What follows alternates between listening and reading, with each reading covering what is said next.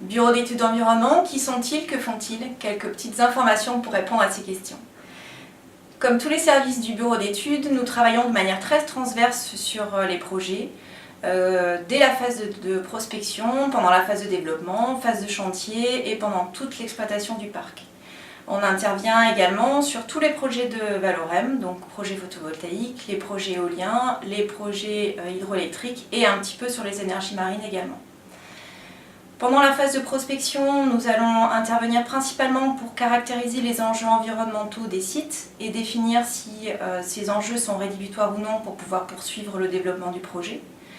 En phase de développement, nous accompagnons les chefs de projet pour choisir les prestataires extérieurs qui vont travailler sur les études paysagères, les études environnementales et les études d'impact. Nous sommes parfois rédacteurs des études d'impact et nous rédigeons aussi d'autres pièces qui sont constitutives du dossier de demande d'autorisation. Nous intervenons également dans l'accompagnement des chefs de projet pour rédiger les dossiers de réponse à enquête publique et puis en appui avec le service juridique pour répondre à des recours lorsqu'il y a lieu. Ensuite, en phase de chantier, nous accompagnons les ingénieurs projets de Valrea pour mettre en œuvre les mesures environnementales qui ont été identifiées pendant la phase de chantier. Et enfin, pendant la vie d'exploitation des parcs, nous accompagnons également les équipes de Valemo pour mettre en œuvre toutes les mesures environnementales qui seront à décliner pendant la vie d'exploitation du parc. Donc moi j'ai la double casquette d'assistant chargé d'études et de cartographe. Donc, je m'occupe de tout ce qui est travail de photomontage via le logiciel WinPro, ainsi que tout le travail de cartographie via le logiciel Illustrator et le logiciel QGIS. Le bureau d'études environnement accompagne également les parcs en exploitation, notamment sur la partie réglementaire pour les parcs éoliens, avec le suivi de mortalité et le suivi de fréquentation. On accompagne également les parcs photovoltaïques, que ce soit pour les suivis de végétation ou les suivis de reprise. On développe également des solutions un peu plus innovantes, comme le bridage dynamique pour la partie chiroptère ou le suivi par caméra pour la partie avifaune. On gère également les dossiers de mesures compensatoires avec la mise en place de jachères, notamment pour l'avifaune de plaine et l'outarde carpentière en Poitou-Charentes.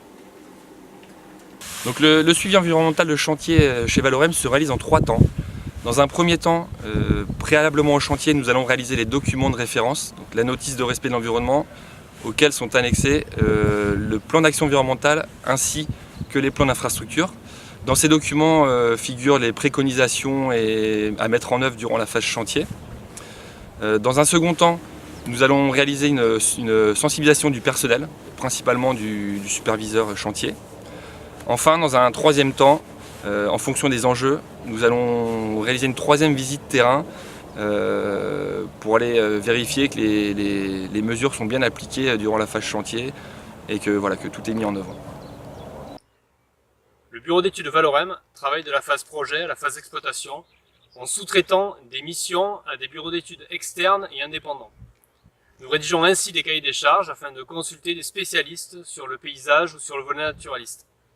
On fait ainsi appel par exemple à des ornithologues, des botanistes, des mammalogistes ou des chiroptérologues, c'est-à-dire des spécialistes des chauves-souris. Nous supervisons ces études en lien avec le chef de projet. Et nous intervenons sur la relecture des études d'impact ou des diagnostics environnementaux.